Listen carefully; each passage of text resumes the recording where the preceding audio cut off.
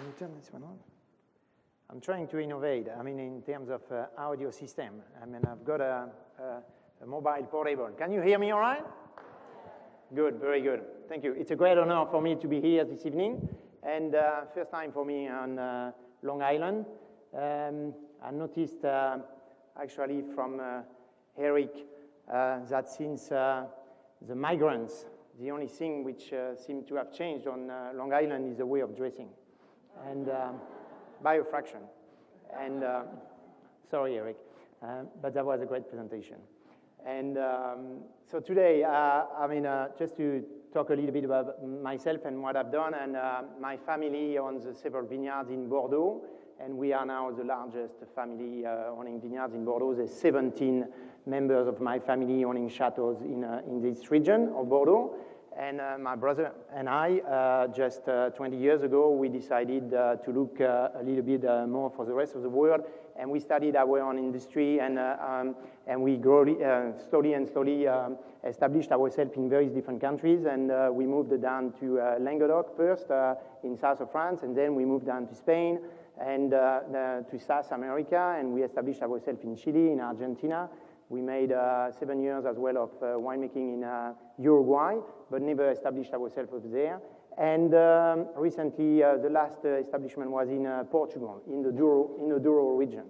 And over the last 20 years, 25 years of winemaking, I'm a graduate winemaker from the Bordeaux University. I have vinified in almost every single region of France, and in Moldavia after the fall of the wall, and in 92, 93, I was involved in making wines in Moldavia. Then in Italy, and worked in Italy too, in Puglia, and for 2 years, and it's part of Italy, in the center of Italy, and in Piedmont as well. I was involved in making wines over there. Then in all the other regions I mentioned, and one of my favorite, Australia. I have had the luck of, after my studies in winemaking in 83, 84, I was lucky enough to be able to go for 2 vintages in Australia, and I stayed 2 years over there making wines, and I fell in love about that country. And I came back to France, worked for my dad before I started my venture with my brother, but I always kept a very strong relationship with this country, and having in mind that one day, if I have the possibility, I will invest myself in Australia, which I was able to do in 2000. In 2000, I bought a farm on an island called Kangaroo Island. Kangaroo Island is situated 200 kilometers south of Adelaide in South Australia, and I established over there a new vineyard, only a 25 acres vineyard, and with several varieties, and trying to reproduce a lot of techniques that I've learned from everywhere around the world. And it's kind of a lab of everything that I've learned in various places around the world. But that's very interesting. It's a cool climate region, and it's actually cooler than Long Island. It's in direct relationship with the Antarctic Ocean, and we get a cold wind coming every day through the island. We can get quite warm days in summertime, up to 35 degrees C, but most of the time it's 28, 29 degrees C. But we get this cold wind always, which actually brings as well very dry conditions. So we're not organically grown, we're not biodynamic, because I don't like to belong to any group of people. But we do our best to do not spray any chemicals, because we are on a beautiful environment on Kangaroo Island, which is one of the most visited destinations in Australia. But we spray only copper and sulfur whenever it is necessary, and maybe we do 3 to 4 sprays a year. That's all what we need. And because thanks to that wind, we have extremely good condition, and we can fight easily against powdery or downy mildew. And that's about it, what we get. And we have the sheep to mow the grass as well, which is extremely ecological. And it works extremely well. Okay, but anyway, I'm here to talk to you about, not about Kangaroo Island, but this can be part of the discussion if we want. I thought about bringing to you a subject of the blend of varieties in the winemaking, okay? In the winemaking in cool climate conditions. So, before that, I'd like to reintroduce a little bit the subject of yesterday, which is the terroir concept, you see, from the older world. So, in the older world, okay, we have established vineyards in many different places, and we have had the luck that someone has done the job for us, and compared to the new world where we have to discover everything, and you struggle with that here on Long Island. But us, thanks to many generations before us, someone has done the job. But vines have been planted in many regions where they can grow naturally. That's the main point, you see, and without normally water except the rainfall, okay? And so the water has to come either by rainfall or by reserve in the soil. And that's the principle of terroir in the older world. And then the varieties selection by themselves, you see, and we started maybe with Carmenère. Carmenère was turned into Cabernet, then Cabernet Franc, then Cabernet Sauvignon, then which is a cross of Cabernet Franc and Sauvignon Blanc. So we had all these kind of things which appeared over the time, and that was very fortunate because we did not have to find out about all this selection.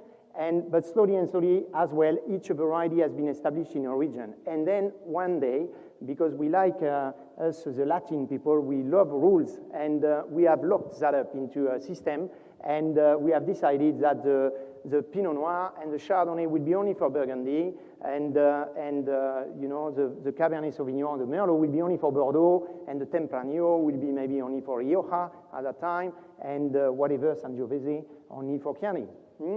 And so that's where we are. But what is terroir? I mean, why can we call that terroir? Actually, yesterday evening, when the question was asked to the panel of winemakers, almost no one could really answer. What is a terroir? I mean, I think the terroir is a combination of a lot of things. It's a combination of soil, climate, and human activity. And some people have great terroirs which are only climate. And that's simple as that. I mean, if you go to Chile and you go down to, for example, Casablanca Valley, where you make fantastic Sauvignon Blanc. I mean, don't talk too much about the soil. I mean, there's nothing worse than the soil in that region. I mean, they're not very good soils, and we know nothing about them. But the climate of that little valley makes the Sauvignon Blanc to be one of the most spectacular in the world. So that's, you know, the terroir can be as well only the climate and the adaptation of the plant to the climate. But what is the most important thing in terroir, I think, and I believe, it is the early stop of the vine growth. You know that the vine has a cycle. It starts for sure at bud burst, and then it finishes at maturation. And you want to bring that along that cycle. It is determined in the older world by a certain number of days. And Pascal earlier on talked about why in 2000, which vintage was that, Pascal? 2003? 2006. Sorry? 2003. No, not 2003, sorry. 2006, yeah. The vine, 2007, sorry, I got it right now. And too many vintages a year. In 2007, the vine, the length of time in between the flowering and the growing and the maturation was more than 100 days. This, normally, this should not happen because the vine has to stop growing before veraison. It's important that, and that's what we consider the ideal terroir. It is when, in the condition, the water stress brought to the vines make that the vines, they stop growing. And then all the energy of the growth of the vine goes into the fruit and not anymore in the canopy. In 2007, this is something we have noticed, is that the vines never stopped growing. They kept growing almost until vintage time. And that's why we had such a delay in maturation, and we had to wait so long. We were very fortunate in 2007 to have what we call a very long summer, Indian summer in Europe, and if not, it would have been a disaster of a vintage. And it hasn't been rated as a very good vintage, but it could have been an extremely disaster after vintage if we didn't have that situation. So that's very important, and that the vine stops growing, and then all the energy of the photosynthesis goes into the grapes. So what will happen with that if the vine stops growing? And then you get a low berry weight, and which gives you more concentration, especially for reds. We look for that. In the white, it's a bit less important, and despite we still need that for high-quality white. But in whites, it's a bit less important. We get the flavors from the skins, not so much by the ratio of liquid skin. Where in red, the ratio liquid skin is extremely important. So this is very important to have a low berry weight, and you get more concentration of tannins, and they're better delivered to the wine. High sugar concentration, same thing. I mean, if you have low berry weight and you have more concentration of sugar. And because all the energy of the photosynthesis goes more into the grapes and not into the canopy. And it's important as well to come to the point of low malic concentration. I mean, this is actually something which has came along with the research, and over the last few years, it is that you really try to get to the point of maturation when your malic is extremely low. And you can only get that if you get this water stress, which stops your vine growing just before veraison, and then all the process after that is only is all the energy of the vine goes into the grapes. And that's how you come with high phenolic concentration. That's what I explained, because the ratio of juice skin is in favor of the skins. Okay, cool climate definition. If there's any, I don't know, but we'll talk about it more in details after that point. But in Europe, what have we done? As I said earlier on, we have established varieties naturally. They've established, but in what? In their cool climate limit. And that's the most important thing, the thing to consider in Europe is that most of our varieties are not planted there because they are very well adapted to the climate. It's because this is the last almost geographical situation for planting them. Cabernet Sauvignon can grow in Bordeaux, can hardly grow above Bordeaux. Okay, you get Chardonnay grows in Bordeaux. It grows in Burgundy, can hardly grow above. Pinot Noir struggles completely above the limit of Burgundy. We find great examples in Germany today, but we have this global warming situation. But let's consider what it has been for the last decades. And there's many varieties like that, which are you take Grenache from the Rhone Valley, try to plant Grenache in Burgundy, be a disaster. That will never work because you never get enough heat to make that variety ripen. So that's how we have established all our varieties, but only to the north limit. And why the New World has been so successful with all these varieties that we were using in what we call cool climate conditions. It is because these varieties have a fantastic capacity of growing with more heat. But we only discovered it when the New World started to use these varieties and established them in warm climate regions. And like in the Napa, the Cabernet Sauvignon is extremely beautiful and makes fantastic wines in Napa, but we only discovered it once someone took the plant and went to Napa and established them over there. But since we discovered that, we already locked our system in France, so we consider that Bordeaux is the best region for growing Cabernet Sauvignon, but maybe we could make a much better Cabernet Sauvignon in Languedoc. But now this is too late.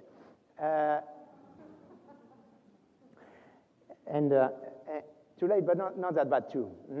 And what has been determined is that every variety needs a certain quantity of heat to reach maturation. Okay, I won't go through that, but it's just to show you that depending on the latitude, the temperature of that latitude, and the amount of rainfall, which is important as well for the water stress, as I explained earlier on, and we get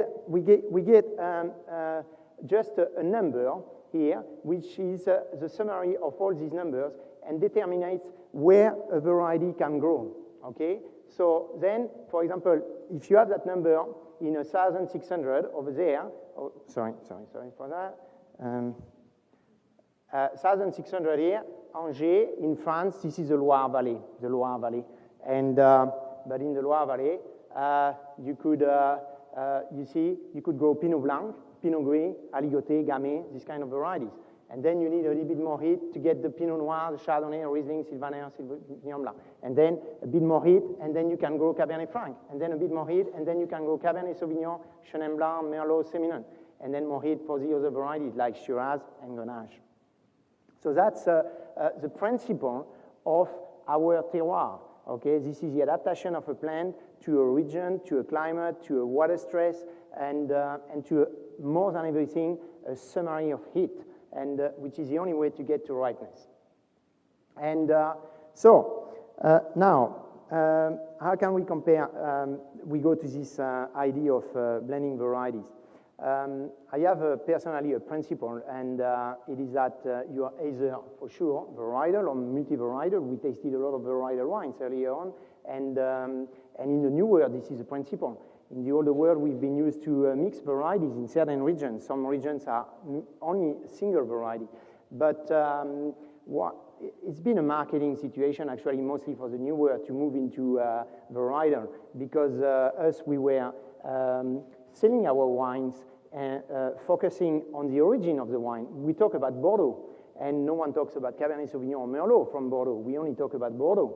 And that's when you talk about Chianti, you don't talk about Sangiovese, okay? You talk about Chianti.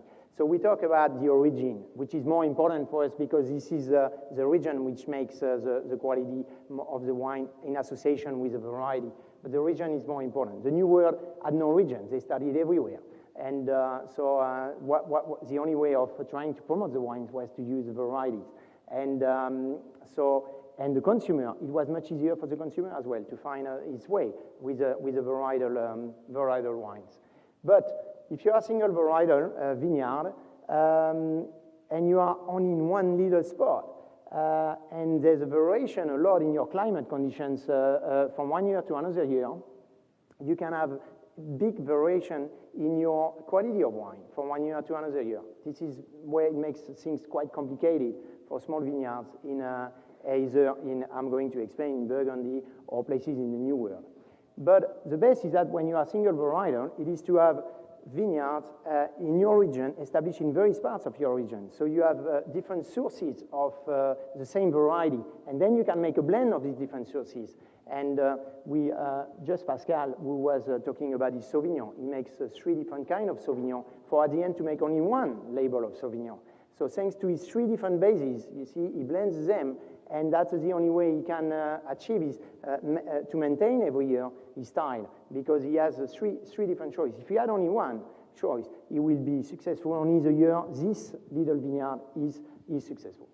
Okay, so that's the we can say advantage and disadvantages of single vineyards. And the other way is what you do. It is the blend of the varieties from the same vineyard. That's more my way of thinking. And on Kangaroo Island, I've established my vineyard. It's only 25 acres within the same spot, but with 7 different varieties. And I established them like that because I wasn't sure which one would work the best, but I knew at least I could work a little bit from each, you see, and I could mix them a little bit.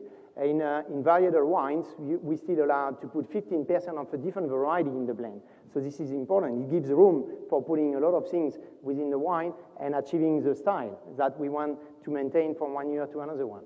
And in Bordeaux, that's what we did. We have established several varieties, and we'll come to that. So in Burgundy, what people did, I mean, you see there's a difference in terroir already in a very small location, but as well within that location, there's so many different growers that people can only play with few rows of vine. I mean, they can have just a few tons of vines and of their Chardonnay from Montrachet, and that's all what they will get. And if the weather is bad, within that little parcel, this is the end of the world. I mean, for them, this is finished. And so there's not much they can do. And where in a region like Bordeaux, we work with much larger vineyards, and we have more choice. And we have established a system of a blend of different varieties. We focus on a style, we focus on a name, which is Bordeaux, and we don't focus on the variety, but thanks to that, we have that capacity of maintaining the style from one year to another year, much easier than someone with only single varietal, like in Burgundy.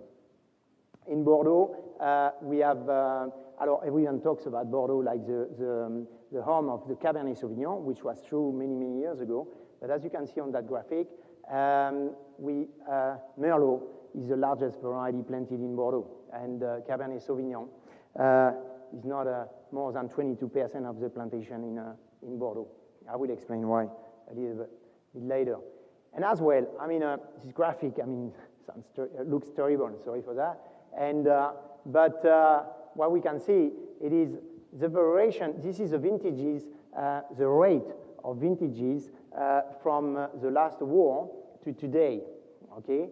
And 0, we can say 0 is what we call an average quality vintage. 1 is a good vintage, 2 it's a very good vintage, and then -1 is not a very good vintage, and -2 it's really a bad vintage. Burgundy with single varietal regions, you see single varietal regions, you can see that there's more peaks. I mean, it's much easier to move from the top to the bottom, you see, because there's much less choice to offer to the critic, and a wine which is more consistent from one year to another year. And if you compare Bordeaux in red, and I hope you can see it, you can see that there's still variations, but they're much less abrupt and brutal than in Burgundy. So that's where I want to come. It is that the advantage of having the possibility of a blend. Someone talked about it yesterday. I think this is Thomas. He mentioned that people here should start making blends in varieties. And we tasted a white yesterday, which is a blend of 4 different white varieties here. It's a bit funny to see Gewürztraminer blended with Sauvignon Blanc. But anyway, someone can try. And but anyway, despite that, I think this is very interesting that we can mix these varieties together. And I think to achieve a style, to achieve a blend, to achieve a quality of wine and a consistent quality from one year to another year, there's nothing better than mixing varieties together. How do we work in Bordeaux? We have, this is one of our estates in the Pessac-Léognan region called the Château La Louvière. And we have done a map of the soils, okay? So you see different types of soils. I'm not going to describe everything in detail here, but it's just interesting to see that once you get a map like that of your own vineyard, you know where you are, okay? Because you can see the parcels, the way they've been designed in the past, the plots. We have the avenue here, and then you get the parcel. But let's see a parcel like that one, for example. Over there. If you pick that parcel entirely, you see, you consider, because this is in between two avenues, and it's easy, you send the pickers over there, and you pick that one at once. You might mix a little bit of here, which is the brown part, is the best of that vineyard. You mix a little bit of the brown with something which is very different in soil, but different in quality in the grapes. If you do analyze the brown part and you analyze the rest here, there's maybe 10 days difference of maturation. And so because the water stress is extremely different from the brown part where it starts earlier, and the pink part, in the purple part, it starts much later. So it's important to take that in consideration. So 10 years ago, we did that map, and we have totally redesigned our cellar. And we have decided that we have subdivided this vineyard in many parts, which are not shown on that map, but we pick by little parcels like that and bring that into the cellar and give us plenty more options for the blend at the end, and we can fine-tune which are the best. And then when we blend the varieties together, we know we have a much better result. As well, thanks to having done that, we have been, over the time, able to establish that recently, for example, in that part here, we had red on that yellow part here. We had red. We were not understanding why this parcel wasn't giving very good reds every year.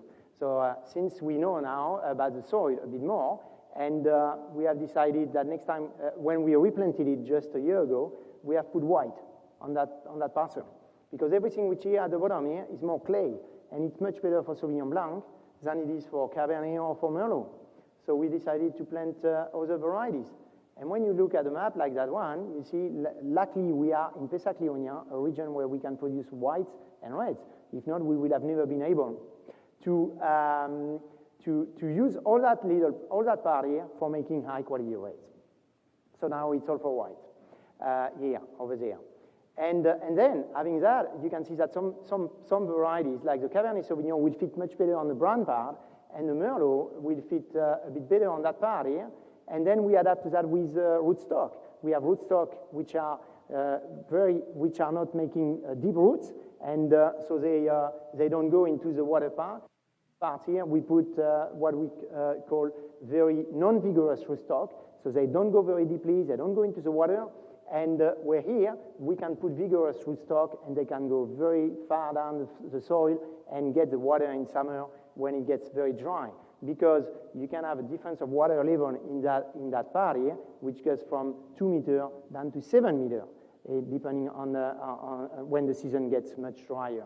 So that's very important to take all these elements in consideration, and then to design your winery according to your vineyard. And having more tanks you have, better selection you can make. More selection you make, more you know about your vineyard as well. Because you're learning. I mean, you're very young industry, and in the new world, that's what we are. We're all young industry. We have to learn a lot. We have to learn. And so more we separate, more trials we make, better we can be over the time. So it's having a winery where you have choice of tanks, and very shiny tanks from France. And they're beautiful. I don't know if you can afford them, so I cannot too. But it's just to show that you must have within your winery any kind of tanks, plenty possibilities of winemaking. Sorry, and this you can as well ferment in wood, ferment in concrete tanks. Any sorts of material, but at least try to have plenty of them. And when we do our sampling just before picking time, we try to look at all the elements which are within the berry, and we look at the berry weight, which is an important point, as I said to you earlier on, and that's important. But then, for sure, all the elements that everyone look at it, and then we look at the average, which is important to see that function of the variety, the average can differ a lot, okay? And so we can, and I show you that in that. Can you see it all right? It doesn't seem to be perfectly. Can we focus that thing? I have no idea. I don't know. Focus. Plus. Is it? No? No, it's not focus. Zoom. Can you make it easier to read? No? This is good? It's as good as it gets? Yeah? I don't know. Maybe we will make it worse. So sorry.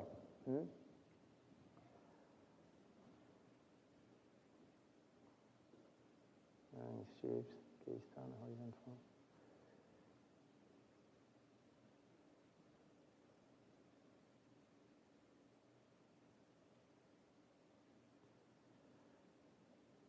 Bon, leave it as it is. Sorry. Can you read it? Okay, I'm the only one. I did not put my glasses on. Okay, so if you look at the advantage of having 3 different varieties, I mean, the 2 major varieties are Cabernet and Merlot, and Petit Verdot, Malbec that we have in some properties in Bordeaux. We don't have that much of that. We talk about Petit Verdot.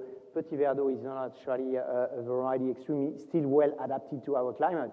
We had a fantastic example of Petit Verdot earlier on here, and I was amazed by the softness of the tannins. Despite the acidity, was still quite grippy, but the softness of the tannins, and it was a beautiful fruity wine. We can hardly make this kind of wine in Bordeaux. By the time we will make a single varietal Petit Verdot in Bordeaux, the climate will have changed enormously, and we're not yet there. So it means actually that Long Island has a much warmer climate than Bordeaux, and for those who would like to compare, and I think it's much warmer here. And what can we say? When we come to the blend, once we have the wine which is done, the Merlot brings the alcohol. Okay, that's the fact. But we lose in acidity. All our TA here, are in tartaric acid. Okay, you multiply by 1.5 for those who want to do it by like that quickly in their mind. And if you want it they are in sulfuric acid, and you want them in tartaric acid, you multiply by 1.5. Anyway, the Merlot brings the alcohol, but we lose in TA, okay? The pH is a bit high, and that's always a problem. But Cabernet, you see, it's lower in alcohol, but it's quite high in acid, and that's where, when you do the mix of these two, you can really balance your wine and come to the stage of having a balanced wine. And I think in balanced wine, the most important part of it is the acidity. Steve has shown us a wine today, is Chardonnay. I was amazed by the acidity in that wine. It was beautiful, lingering acidity or with some minerality. That was absolutely superb. And there's some places in the New World where you can get this kind of acidity. If you take a Chardonnay from Central Otago in South New Zealand as well, you get 14.5% alcohol, but you don't even notice it. You see, this is beautiful because this is balanced by that acidity. It's like when you take a wine from Gunther yesterday, and this is 7 grams of residual sugar, but you don't even notice the sugar. You think this is purely dry. And why? Because it has a very strong acidity in front of it. This acidity is, for me, the characteristic of what should be a cool climate wine. Cool climate wine should be a wine where you don't have to add acid. And this is my principle. When I went to Kangaroo Island for making my wines, and I describe my wines being cool climate wines, I don't want acid additions. I've never used tartaric acid in the winery. So this is very important. It is picking at the right time, it is picking at different times if necessary, and making a different style of wine, but adapting us to the climate, but making sure that the wines have natural acidity. And Pascal was mentioning in 2003, when they were allowed to put acid in Sancerre, and they did not use it themselves. And I agree with him. I mean, that's what people should have done. I mean, it has given a style in 2003 to the wines, which was different because it was pretty warm, but the wines were still very good because on the soils we have in France, on calcareous soils mainly, the Sauvignon Blanc, never goes above 3.4. But we were so used to have 3.2 in pH. You see that when it went up to 3.4, everyone became crazy, and they say, our wine will not age. And who cares? I mean, anyway, we sell 90% of our wines within the next 2 years after bottling. So they don't need to age. But anyway, we can miss what vintage. So I think the balance of acidity is one of the very important things. So then we can back up a little bit the acidity. Sorry, I keep pressing the wrong button. And we can back up the acidity with this Petit Verdot. Petit Verdot gets extremely green. You see, it's low in alcohol, and but it has a very high TA, which is nice, a low pH. And so all these alcohols here have been adjusted. This is on the must. This is at picking time. You see, we picked the Merlot on September the 11th, most of the Cabernet on the 19th, and the Petit Verdot on September the 15th. The Petit Verdot actually in Bordeaux stops growing and stops maturing as well. He doesn't go any further. There's no point keeping it on the vines because it doesn't want to mature anymore. But then all these alcohols have been adjusted here with chaptalization. So in a different vintage, the vintage before was 2006. And in 2005, which has been one of the best vintage ever rated in Bordeaux, we had such a fantastic climate, and especially a cool, long season, but extremely dry. We can see that this year, alcohol in Cabernet and Merlot were very much in balance. And we can see, but in acidity, the Merlot is still much lower than the Cabernet Sauvignon. And so we still need the blend of the two to find the right balance. And what we do with all these little batches of wine that we have in the winery, because we have so many of them, and we have maybe 40 samples on the table the day we decide to make our wine, and we taste everything, we put in the front everything which is the best, and we look at the blend, and we see, and we go back to the rest, and we try to enlarge the blend and everything, but always having in mind this balance, the finesse and the elegance of the wine, and always having this acidity to back up the wine and to help the wine as well to age, but as well for the pleasure of the consumer, because there's nothing better than this quite refined acidity in the back palate, which gives envy to the consumer to go back to the glass.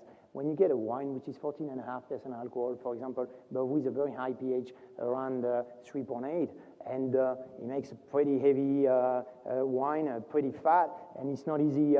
You can drink a glass of it and you enjoy it very much because this is so juicy in a certain way, but then suddenly you get tired about it because it has no refined character, and it coats your mouth with so much sweet because the alcohol and the glycerol are like sugar. I mean, it really coats your mouth, and you get tired about it, so you don't want to go back to your glass. And so that's important to find a point where you have always that balance in between the alcohol and the acidity.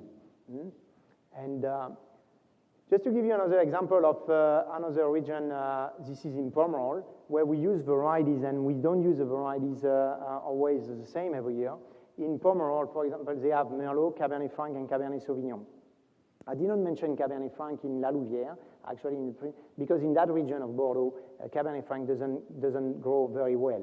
It grows very much better on the sandy soils of Saint-Émilion and Pomerol, and we find some Cabernet Franc over there. But you can see that in that blend, which was made in 2001, you have the proportion of the blend, but as well, Cabernet Franc, 6 years out of 10, it is used in the blend. Some years it is not used at all because it doesn't fit the blend. And in Cabernet Sauvignon, which tends to mature very rarely in Pomerol because the soils are very cold, and the Cabernet Sauvignon matures, can be used in the blend only 2 years out of 10. So all these ingredients are like when you cook. When you cook, you have the salt and the pepper or the spices and everything, and you like to put a little bit of one or the other just to enhance the flavors sometimes, or to complement the flavors of the main food, the main ingredient. And that's what we do mostly in Bordeaux, and we spend most of our time with all our varieties like that to try to mix the things. And that's what I encourage people making. It is always try, even if you do a single varietal wine, try to bring a little bit of something into it, just to try to maintain the style from one year to another one. I think it can help only to make your wines. And so where are we now? Just a quick photo of Kangaroo Island, and we changed the word completely, and I think I changed the system as well. And this is my vineyard on Kangaroo Island, and where I planted many different varieties, but I use blend. I blend Cabernet Sauvignon. Yesterday I was showing a Cabernet Sauvignon, Shiraz, Viognier. I co-ferment Shiraz and Viognier, and I mix with Cabernet Sauvignon after aging in oak. And then I have Cabernet Franc and Sangiovese, very rare blend in this world. And I make Grenache, Shiraz, which is a classic run, but always in mixing varieties together as much as I can.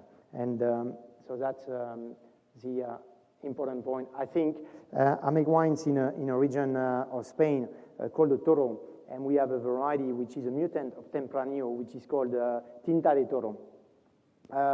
And over there, it's actually extremely difficult to achieve the balance of the wine and to respect the style from one year to another year, because this variety can only mature around 15 and 16% alcohol. And we have very high acidity, a very high pH, sorry. So we have to add acid, but it's always very hard to balance because we have only one variety. There's nothing else we can play with. That's the only one we have. And most of the soils are very similar. So it's hard to play with different origins as well. When you are in that situation where you have a sort of single type of origin and you play with the same variety, it makes very, very difficult then to make a complex wine, and definitely a refined, high-quality wine where you will get the pointage and you get your reputation out of it. Okay, so that's about it. I don't know how much time do we have. If we still have time, and I'm open to listening to questions. Thank you.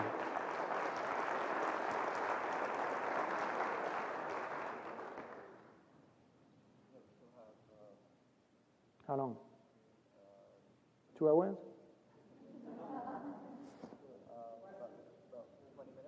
20 minutes. Sorry. If you have any questions, I'd be pleased to answer. We did not try any wines. I'm sorry. I mean, this is the only session. Maybe I did not bring any wine, and I thought it was very complicated with the system of wine. Sorry.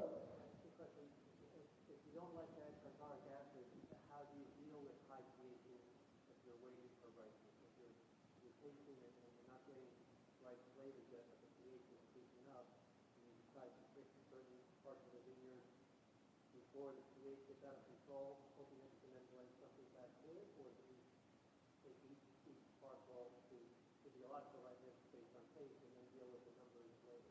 Yes. Did you hear the question? Sorry? The question was about adding tartaric acid if you don't have any other solution. And yes, how to say?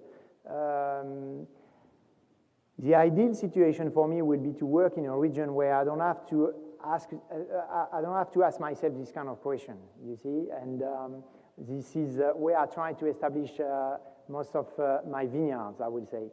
But I've worked for several years, like in Mendoza, where I work in Mendoza. In Mendoza, it's very hard to do not add acid. I mean, it's very, very difficult. And one of the things I forgot to mention is that if you are in irrigated vineyards tend to have very high potassium content in the wines. And then that buffers the pH, and you're required to putting acid if you really want to have an acid content.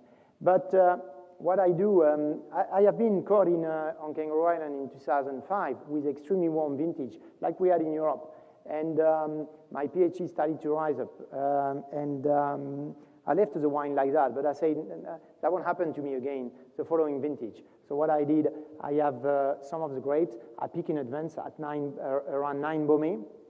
I get the pH to 2.8, and I press the juice, and once it is pressed, I hold it very cold, filtered, and it's only juice. It comes from red grapes, but it has no taste.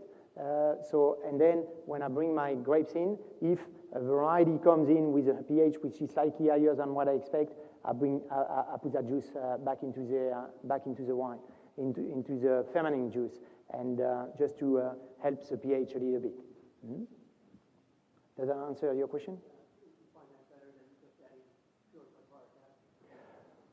Let's say, I tend to prefer that solution now, you see, but I've made wines. I explained in Toro where we use that variety which has a very high pH. We bring grapes in a winery at pH of 4, and so you have to add tartaric acid. If not, you get into a lot of troubles of VA and Brettanomyces and all sorts of trouble. But I prefer to do that, for sure, because I think I work more naturally than adding tartaric acid. And I have always watched over the time that wines where you don't touch the acidity, you don't touch the balance, the natural balance in between the sugar and the acid, they work better. They work better over the time. They don't change so much. They don't age fast. They keep their freshness. In Bordeaux, for example, we make Sauvignon Blanc in that region of Pessac-Léognan, and we have some fantastic Sauvignon Blancs. They can age more than 30 years. They're beautiful after 30 years of time. And but they get that capacity of aging from their natural acid content, and they have always a pH below 3.35, and but natural acidity around 3.8, 4 in sulfuric acid, and but they have this fantastic capacity of aging, and thanks to that, this balance. But I can see that in Australia, for example, you make fantastic Sauvignon Blanc, or look at the New Zealander Sauvignon Blanc. After 4 years or 5 years in Bordeaux, I mean, they tend to fade. And this is very hard to find an old white from Australia, for example. I just give that as an example that I know, except the Semillon from Hunter Valley. If you have ever tried a Semillon from Hunter Valley in Australia, this is a beautiful wine which can age more than 30 years because it has an incredibly high acid content and very low pH, naturally. So. Sounds to me like looking at the Bordeaux model and some of the other slides you showed, you're suggesting that blending different varieties from different sites that have different acid levels is a much better way to balance the wine than intervening with tartaric acid. Yes. As I say, if you are single varietal and you have the capacity of having different exposure for your grapes or different type of soils, this is a fantastic opportunity. The advantage of the new world, and that's what I like very much, we are not locked into a system You can plant, I don't know how many options you have here around, but there's many places where you can have grapes. If you're in the Napa region, for example, in Napa, I mean, you can have vines in the flats, vines in the hills, vines in the top of the hills, ones at the entrance of the valley, ones at the end of the valley. You still call the Napa. And thanks to that, you can mix these different origins, and then come to the point that you will always maintain your style, you see, and have this balance of alcohol and acidity. And so for those who have that opportunity of having different exposure for the same variety or different soil, I think it's a much better option than having everything within the same spot. Mm-hmm. Sorry? Could you speak a little bit about Bordeaux and vintage, and which vintages speak to you as Bordeaux, as reflective of a cool climate? So many of the great vintages, 29, 45, 61, 82, they're almost atypical and reflect more of a warm climate in some senses. Which Bordeaux speaks to you more, those great vintages or the 99s or the 04s or? I like the later one because I was born, but and maybe I don't make my age because I wasn't born in 29 or in. No, I think we have had some fun. What we found it out. I mean, actually, if you talk to someone like Michel Rollin and you ask Michel what he thinks, how he made his reputation, Michel, he just looked at. What has made the reputation of Bordeaux, and he noticed that every time we had a fantastic vintage from Bordeaux, that was a warm year. And because that's what I explained earlier on, our varieties has been established in Europe in our cool climate limit. So when the climate goes, we say, above this cool climate limit, it gets much better than the cool climate limit. That's when we make our best wines. Today, we are very fortunate that we have had so many good years thanks to the global warming, and we have more opportunities of making wines, and as well, people have increased their winemaking system or their vineyard management by leaf blacking, shoot thinning, lower yields. 82, for example. Let's talk about 82, which is a fantastic vintage in Bordeaux. It has been rated and is still today showing extremely beautiful. If you take a wine from the Médoc, let's take Lynch-Bages from 82 vintage, which is beautiful wine. It is superb today. 80 hectoliters per hectare. At that time, this is 12 tons per hectare at that time. Today, it's virtually impossible. Lynch-Bages will allow themselves to make a wine, despite the climate is even warmer than it was in 82, to make a wine at more than 7 tons, 5 tons per hectare. That's where they work today. You see, so the things have changed a lot. And so now we make much better vintages because we make our grapes ripening sooner. Okay, they ripe early. We can say that in general, we ripe 10 to 15 days sooner than before. This year, we expect our vintage to be, we have a very late season. We expect our vintage to be, we don't expect to pick our first Merlot before end of September, which is extremely late. Last year, we started to pick, and I show you the examples. We started to pick in September the 11th. This is more where we are today. And, but we can still get this cold year, sounds like, and this is a year like this year, it's going to be extremely late. And so I think the most, I mean, to answer maybe a bit more your question, it is that we have had these fantastic years in Bordeaux when the climate has been extremely perfect for the variety, for, I will say, the yield of that year. What we noticed as well is that on these fantastic years over the time, we had a lot of hen and chicken and mirandage or coulure, and we lost a lot of weight because we had frost, spring frost, so we did not have that many buds. We started to produce grapes, and because we had lower yields plus a good climate after that, we made fantastic vintages. But people at that time did not analyze all these parameters. Why did we move into Merlot in Bordeaux? Because we struggled with Cabernet Sauvignon. We could not get Cabernet Sauvignon to mature every year. And we found that Merlot was maturing much faster than Cabernet Sauvignon, 15 days earlier than Cabernet Sauvignon, and we can beat the rain. We are on the Atlantic coast, as you are here, and we can get a very wet weather during vintage. So the Merlot gets into the cellar much before the rain, normally. And then we at least can achieve a part of the wine made with Merlot. And you can see the proportion of Merlot and Cabernet Sauvignon varies a lot in all these chateaux in Bordeaux. And we never mention it very much. You get a rating and you buy maybe the Parker rate and you get that chateau, it gets 95 points or 93 or whatever, and you think this is fine. But if you look at the variation of the proportion of Merlot and Cabernet Sauvignon within that wine, depending on each vintage, he can only achieve these kind of ratings because he has done the job of putting more Merlot on a bad year, I will say, or more Cabernet on a very good year. Sorry.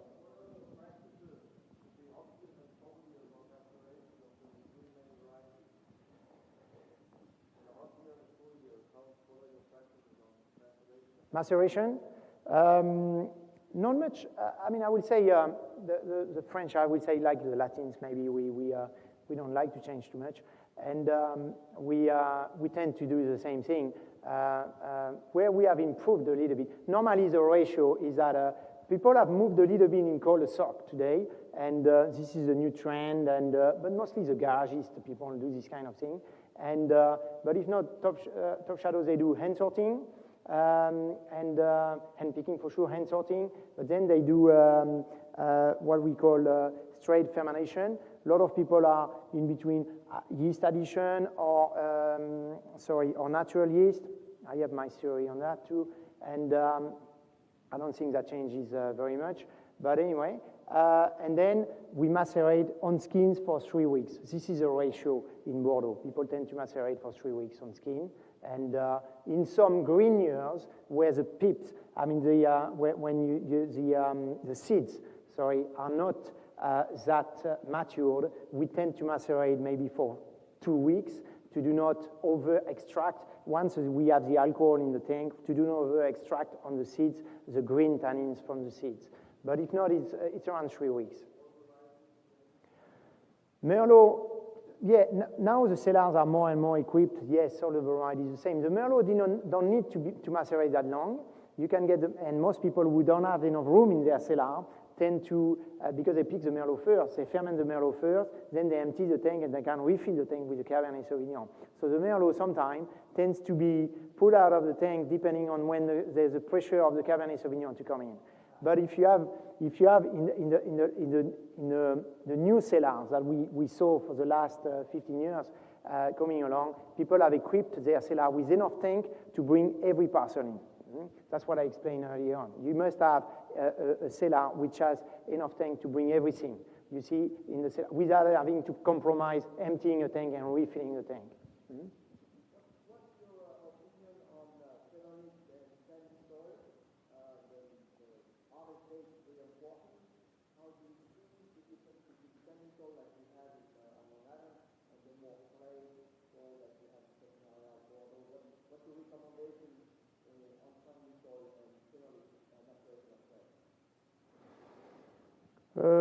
Hard to correlate. I mean, I will say sandy soils and clay soils. I mean, the phenolic maturation is what you analyze in, as I was showing, in your grapes, and what you taste as well. And it can depend. Some people don't only look at the analysis; they just taste, and they feel by themselves that this is the right time to pick, or they should still wait. Maybe they cannot wait. I mean, the weather comes, and the bad weather comes, and you have to. But I say on sandy soils, what we find out on sandy soils are pretty early soils, and they tend to mature pretty much faster, maybe than on clay, where you get more vigor, and the vigor tends to push because the vigor, the clay retains a bit more water and tends to push to extend, I would say, this period of maturation that we were talking earlier on. Where on sandy soils with good drainage and you get more water stress, you tend to mature a little bit faster.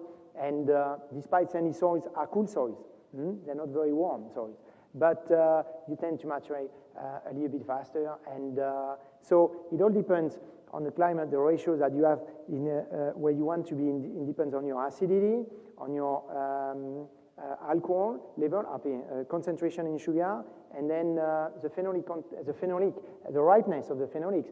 This is all a compromise. Winemaking is compromising. There's no doubt about it. There's not an ideal recipe. There's not an ideal region. There's some places around the world which are better than others, but there's not an ideal situation. You have to make compromises every year. That's why I say more options you have, less compromises you will have to make at the moment you make the blend of the wine. So. What's your opinion about how to make wine in all over the world? The new world and old world, is there that you can make like a microbial combination with the mostly to the old world or something? I mean, that's an interesting question because most of the technology today in the wine industry has been discovered in the old world, but has been used in the new world. And because this is our law system, I mean, regulation system. It takes at least 10 years once we find a new technology to get it permitted to be used in Europe. So by that time, the new world, who has no regulation, has already taken over the technology and is using it. And so, which is very interesting for me, for example, making wines in the new world and the older world. So I can experiment a lot of things in the new world before I start to see them happening in the older world. And, I have to say, I mean, there's a very strong technology in winemaking today, much more than in the past. We talked about it yesterday, and I think, Alessio, you said there's too much chemistry today or too much technology in winemaking today. I mean, we should go back to the roots, you see, and try to understand more the plant and try to bring the plant just in harmony with the nature around the plant and just try to make the best out of, I mean, what the plant gives you in food and try to transform that in just a natural wine like Nicola is doing. You see, and Pascal is doing. And this is the things where we should do, I think. But there's any sorts of winemaking today. I mean, yes, there's commercial winemaking. You need to have your amount of wine every year because you're selling that amount of wine. You cannot afford to lose your market because someone else will take the room in the market, will take the gap. So you can make highly technological wines, and they be still very good. There's some wines which are rating extremely well from critics. They have been made with very high technology, and maybe no one knows so much about that. There's any sorts of things, you know. It depends on what every winemaker feels like to do. I think it's your proper, I would say, feelings or honesty to yourself, and you make whatever you want. And but in terms of technology today, I'm amazed by the amount of. I'm actually quite afraid as well by where we're going. I mean, what was nice when we talk here, and you see, I can see a lot of questions, and people are still investigating. They say, "Oh, how long do you ferment for? What is your turbidity? I mean, what is your yeast? I mean, what do you do?" And that. Because people want to know, I mean, things which are already, they try to discover themselves things which are already in the books. And maybe we could go faster by reading the books. But no, we try to discover to make it ourselves, you see, and to discover it ourselves. But today, I don't know where we're going because we try to discover everything, and the research, the investigation today is going very far, and we start to know about everything, every product which is within the wine, and then we find out that someone is allergic to that product, and then we cannot make it that way anymore. So we have to ban that little ingredient from our wine. I mean, for me, this is getting too far. It's getting a little bit crazy. What's the key success for a new region to succeed 10, 20 years from now? What are the key elements?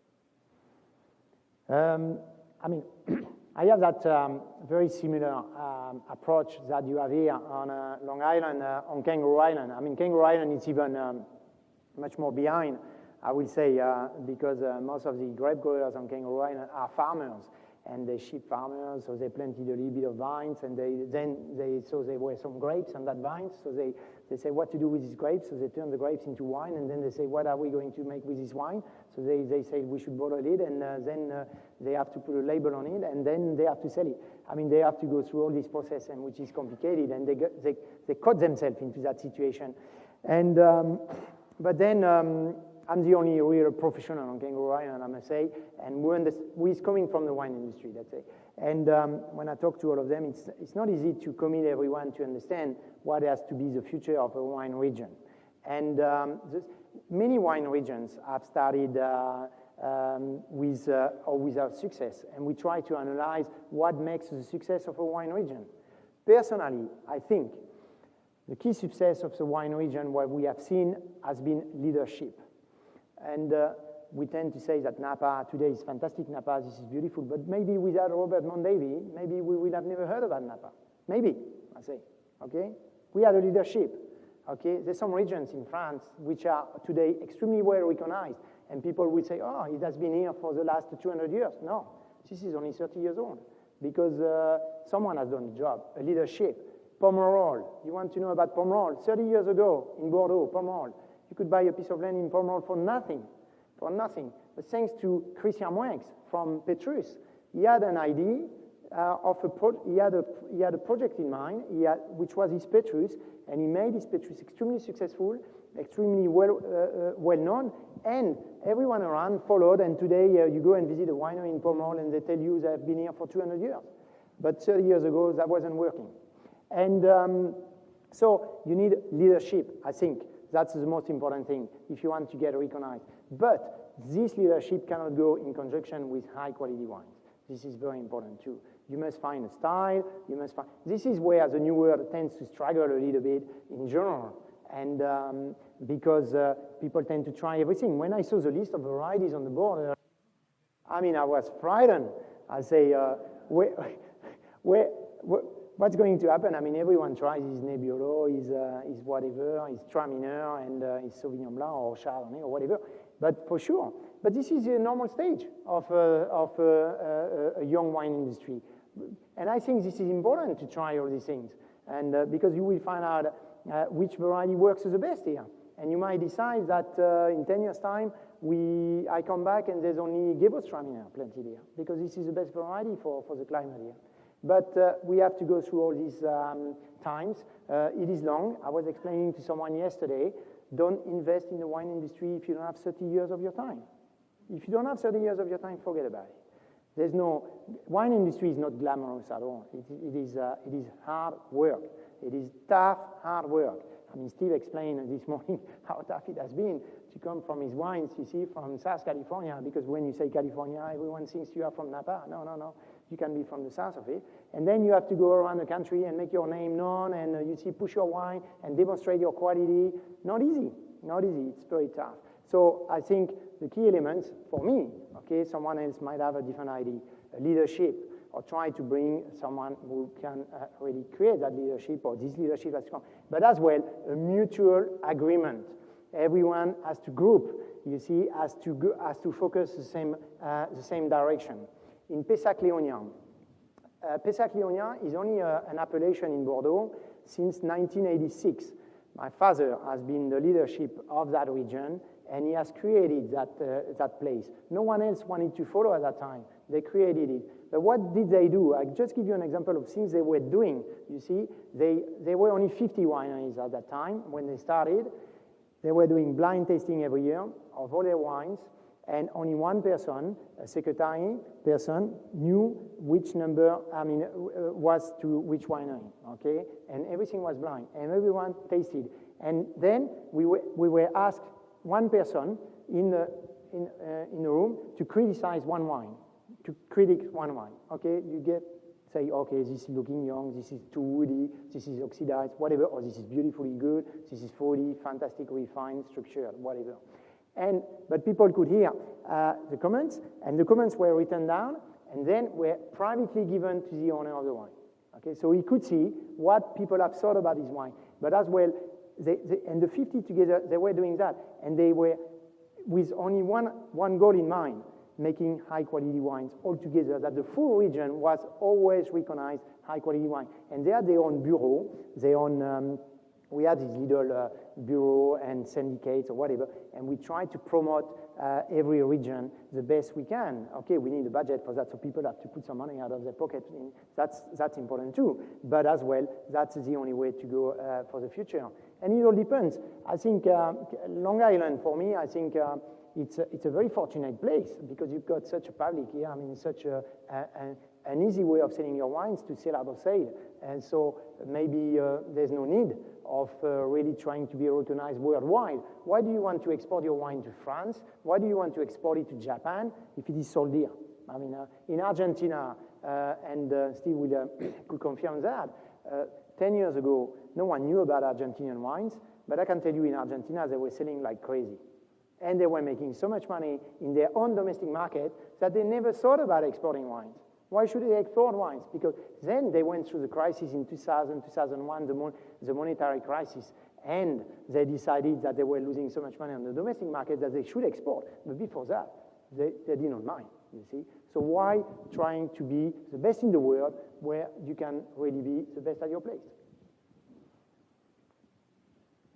Sorry. Thank you. Thank you very much.